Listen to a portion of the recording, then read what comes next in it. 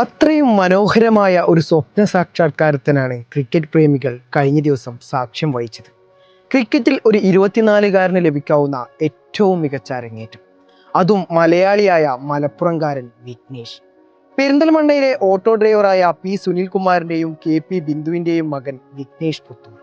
മികച്ച cricket player ആവുക എന്ന സ്വപ്നം കണ്ട് നടന്ന പയ്യൻ ഇന്ന് വിക്കറ്റും വീഴ്ത്തി തലയുയർത്തി നടന്നത് IPL.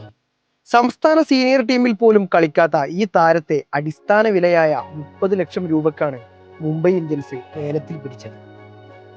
തന്റെ അരങ്ങേറ്റ മത്സരത്തിൽ തന്നെ മുംബൈ ഇന്ത്യൻസിന്റെ ഇടം കയ്യൻ സ്പിന്നർ വിഘ്നേഷ് വീഴ്ത്തിയത് ചെന്നൈ സൂപ്പർ കിങ്സിന്റെ ക്യാപ്റ്റൻ അടക്കം 3 വമ്പന്മാർ. മത്സരത്തിൽ വിജയിക്കുമെന്ന ചെന്നൈയുടെ പ്രതീക്ഷയെ കുറച്ച് നിമിഷങ്ങളിലേക്ക് തല്ലിക്കെടുത്തിയ ഓവറുകളായിരുന്നു വിഘ്നേഷിന്റെ ആ 4 ഓവർ.